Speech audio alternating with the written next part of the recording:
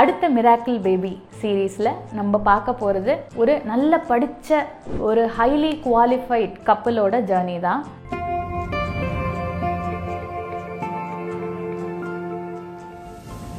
இவங்க ஏற்கனவே ஒரு IVF ஃபெயில் ஆகி என்னை பார்க்க வந்திருந்தாங்க.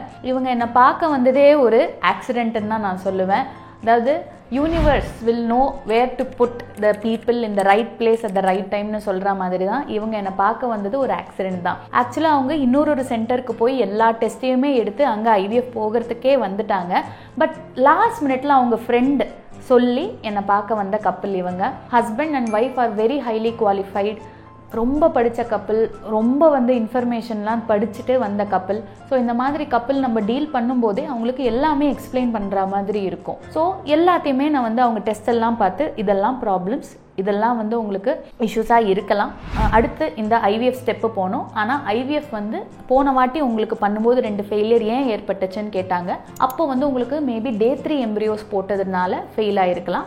இந்த வாட்டி நம்ம 5வது நாள் கரு வைக்கலாம் அப்படின்னு நான் சொன்னேன். So that is number 1 change which I made in the protocol. ரெண்டாவது நல்ல இன்ஜெக்ஷன்ஸ் கொடுக்கலாம். அப்போ உங்களுக்கு கம்மி ஏஜ், இப்போ கொஞ்சம் நிறைய ஏஜ், ஸோ கொஞ்சம் ஹையர் டோசஸ் ஆஃப் இன்ஜெக்ஷன் தேவைப்படும்னு நான் சொன்னேன். மூணாவது அவங்களுக்கு பெரிய ஒரு 5 சென்டிமீட்டர் 6 சென்டிமீட்டர் ஃபைப்ராய்ட் கட்டி இருந்தது, அதையும் ரிமூவ் பண்ணிட்டு தான் எம்ப்ரியோ ட்ரான்ஸ்ஃபர் பண்ணணும்னு நான் சொல்லியிருந்தேன். அதுக்கும் அவங்க அக்செப்ட் பண்ணிக்கிட்டாங்க. அதுக்கப்புறம் அவங்களோட பிளட் டெஸ்ட் பார்க்கும்போது ஹஸ்பண்ட் கொஞ்சம் டயபெட்டிக்காக இருந்தாங்க, கொஞ்சம் ஸ்பெர்ம் ஃபேக்டர்ஸ்லாம் டிஃப்ரெண்ட்டாக இருந்துச்சு. அவங்க ஹஸ்பண்டோட சுகர் வேல்யூஸ்லாம் கண்ட்ரோல் பண்ணிட்டு தான் IVF ஆரம்பிப்பேன்னு நான் ஸ்ட்ரிக்டாக சொல்லிட்டேன். அதுவும் அவங்க ரொம்ப அண்டர்ஸ்டாண்ட் பண்ணி கோஆப்ரேட் பண்ணாங்க. ஓரளவுக்கு இம்ப்ரூவ் ஆனதுக்கப்புறமா IVF போகலான்னு முடிவெடுத்தோம். ஒரு லாங் ஜேர்னி தான், அதுவே ஒரு 3லேருந்து 6 மாதம் ஆயிடுச்சு. அதுக்கப்புறமா IVF நம்ம போனோம், சக்ஸஸ்ஃபுல்லாக எக்ஸை எடுத்தோம். எம்ப்ரியோஸும் நம்மக்கிட்ட ஒரு 4 எம்ப்ரியோஸ், அதாவது 2 வாட்டி ட்ரான்ஸ்ஃபர் பண்ணுறதுக்கு கிடச்சிருச்சு. அவங்க ஏஜுக்கு இந்த நம்பர் ஆஃப் எம்ப்ரியோஸ் ஆக்சுவலாக ஒரு நல்ல எம்ப்ரியோஸ் தான். அதனால we were happy with our first step. அதை முடிச்சுட்டு நம்ம அவங்களுக்கு ஃபைப்ராய்டை ரிமூவ் பண்ணுறதுக்கு சொல்லியிருந்தோம். கூடவே அவங்களோட 2 சைடோட டியூப்ஸும் கொஞ்சம் டேமேஜாக இருந்ததுனால ஏற்கனவே ஒரு டியூபை துண்டிச்சிருந்தாங்க, இன்னொரு டியூபும் சரியாக ஃபங்க்ஷன் பண்ணல. ஸோ அந்த டியூப்லேருந்து கெட்ட தண்ணி போகுனா அந்த எம்ப்ரியோ அந்த இடத்துல போய் பதியாது. அதனால இந்த டியூபல் கிளிப்பிங்கிற முறையை அவங்களுக்கு சஜஸ்ட் பண்ணோம். இந்த கிளிப்பிங் முறையை 2 சைட் டியூபையும் நம்ம பண்ணிட்டோம்னா அவங்களால IVFல தான் கருத்தரிக்க முடியும். நம்ம ஏற்கனவே IVF தான் பிளான் பண்ணியிருக்கோம் அப்படிங்கிறதுனால அது அவங்க ஒத்துக்கிட்டாங்க, அண்டர்ஸ்டாண்டிங் த ரீசன்ஸ். அதுக்கப்புறமா சர்ஜரியும் சக்ஸஸ்ஃபுல்லாக முடிஞ்சிருச்சு, கிளிப்பிங்கும் பண்ணியாச்சு. ஸோ இந்த வாட்டி நம்ம 5வது நாள் கருவை வச்சோன்னே ஒட்டணும் அப்படிங்கிறது தான் எல்லாருக்கும். பட் அதுதான் நடக்கலை. ஃபஸ்ட்டு டைம் நம்ம ட்ரான்ஸ்ஃபர் பண்ணும்போது ரீசன்ஸ் அன்னோன் ஃபெயிலியர் ஆயிடுச்சு. நல்ல கிரேட் எம்ப்ரியோ தான் வச்சோம், அதனால ஃபெயிலியர் ஆச்சு. இங்கே தான் நீங்கள் IVFோட ரியாலிட்டியை புரிஞ்சுக்கணும். எல்லாருக்கும் ஃபஸ்ட் சைக்கிளில் சக்ஸஸ் ஆகாது. இன்ஃபேக்ட் அவங்க ஏற்கனவே IVF ஃபெயிலியரில் வந்தாங்க, என்கிட்ட நிறைய நம்பிக்கையோடு வந்தாங்க, அப்படியும் இது ஃபெயில் ஆயிடுச்சு. அதுக்கப்புறமா ஏன் ஃபெயிலியர் ஆச்சு அப்படின்னு பார்க்கறதுக்காக சில எக்ஸ்ட்ரா டெஸ்ட் எல்லாம் பண்ணோம். That is embryo receptivity array. யூஸ்வலாக இது பிளாஸ்டோசிஸ் 5வது நாள் கரு வைக்கும்போது தான் ஐடியலாக பண்ணணும். முன்னாடி வச்சது 2மே 3வது நாள் கரு. அதனால நான் எண்டோமெட்ரியல் ரிசெப்டிவிட்டி அரேன்ற டெஸ்ட் நான் பண்ணலை.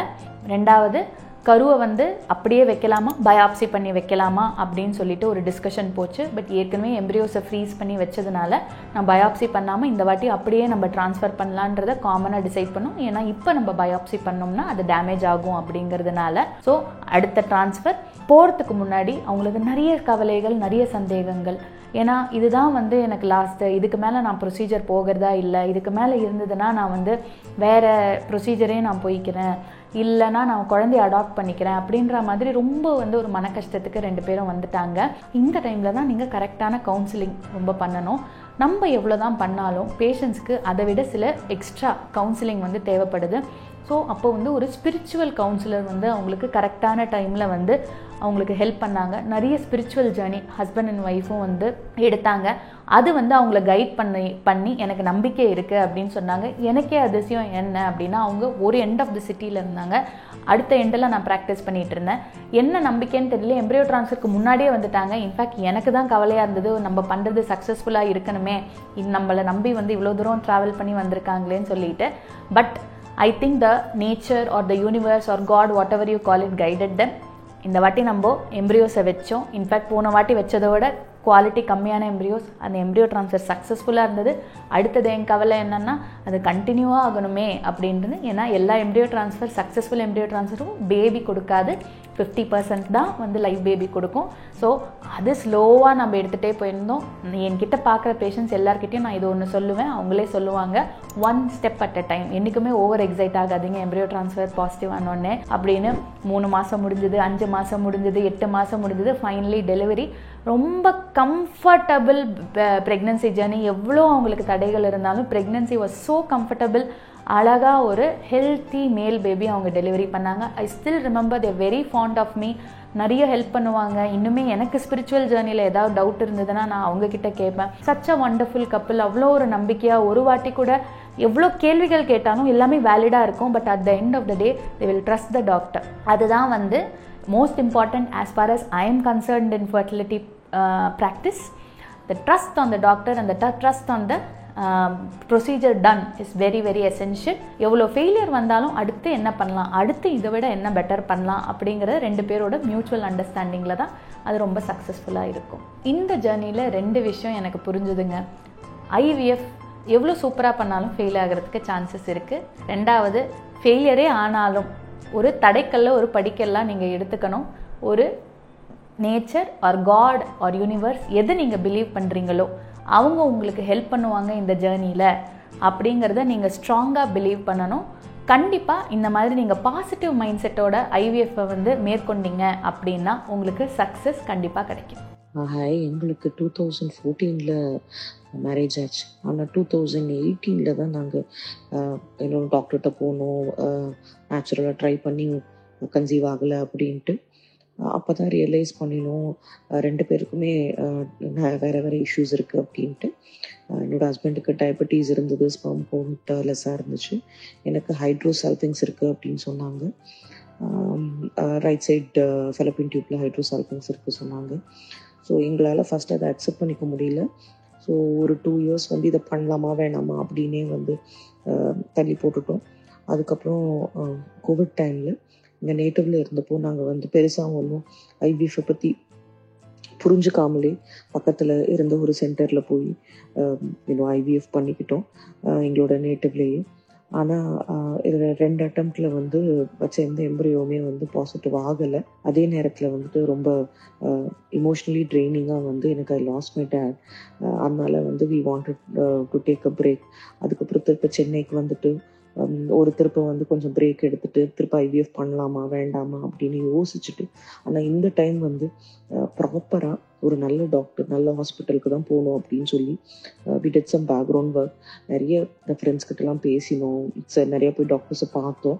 அதில் எங்களுக்கு டாக்டர் ஐஸ்வர்யா மேம் வந்து ரொம்ப ஃப்ரெண்ட்லியாக எல்லாமே டீட்டெயில்டாக எக்ஸ்பிளைன் பண்ணினனால எங்களுக்கு ஒரு கான்ஃபிடென்ஸ் வந்துச்சு. பிகாஸ் இது ஒரு லாங் ஜேர்னி. ஸோ நாங்கள் வந்து எந்த டாக்டர்கிட்ட போகிறோமோ அந்த டாக்டர் மேலே எங்களுக்கு கான்ஃபிடென்ஸ் இருக்கணும், அந்த ஹாஸ்பிட்டல் மேலே எங்களுக்கு கான்ஃபிடென்ஸ் இருக்கணும்னு பார்த்து டிசைட் பண்ணினோம். அதுக்கப்புறம் நான் திருப்ப என்னை ஃபுல்லாக அசஸ் பண்ணினப்போ அவங்க வந்து ஃபைப்ராய்ட்ஸ் இருக்குது, ப்ளஸ் இந்த ஹைட்ரோசால்பிங்ஸையும் ஃபிக்ஸ் பண்ணணும், இதெல்லாம் பண்ணிவிட்டு ஐவிஎஃப் பண்ணால் தான் சக்ஸஸ் நல்லாயிருக்கும்னு சொன்னது எங்களால் அக்செப்ட் பண்ண முடிஞ்சுது. ஸோ அதுக்காக ஒரு ஆப்ரேஷன் பண்ணினதுக்கப்புறம் 3 months பிரேக் எடுத்துக்க சொன்னாங்க. ஃபுல்லாக ரெக்கூப்ரேட் ஆனதுக்கப்புறம் வந்து எக் பிக்கப்புக்கு போனப்போ எங்களுக்கு வந்துட்டு 6 எம்ப்ரியோஸ் இருக்குது அப்படின்னு சொன்னாங்க. ஸோ எம்ப்ரியோ திருப்ப வைக்கிறதுக்கு முன்னாடி again there were a lot of issues for me, both medically and also in personal life. Medically வந்து நிறைய யூடிஐ அண்ட் பார்க்லோனின் சிஸ்டம் இப்படிலாம் ஏதாவது ஒன்று மாற்றி ஒன்று வந்துகிட்டே இருந்தது. Every time like embryo transfer பண்ணுறதுக்கு முன்னாடி வரைக்கும் போயிட்டு 2-3 days பிஃபோர் அதை கேன்சல் பண்ணுற மாதிரி இஷ்யூஸ் வந்துகிட்டே இருந்தது. இன்பிட்வீன் என்னோட ஃபாதர்லாம் கேன்சர் வந்து இறந்தாங்க.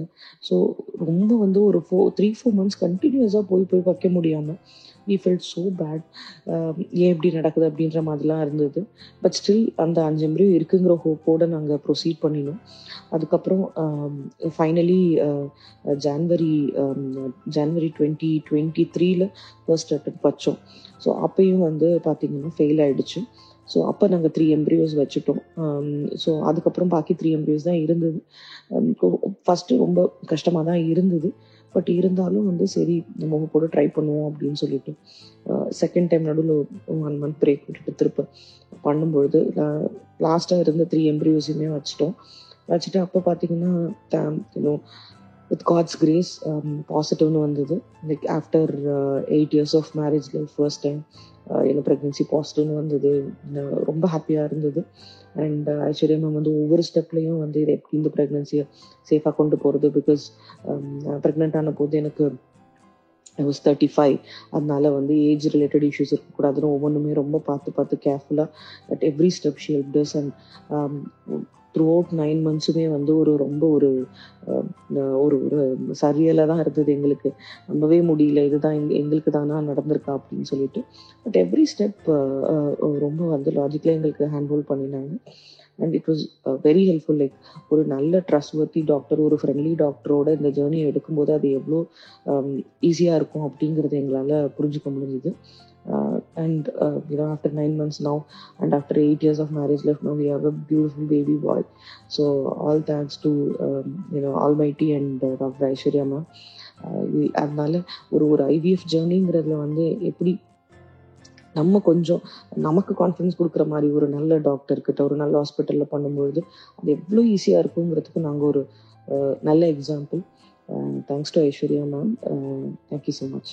இதே மாதிரி இன்னொரு மோஸ்ட் மெமரபிள் மிராக்கிள் பேபியோட நான் இன்னொரு வீடியோவில் உங்களை பார்க்குறேன்.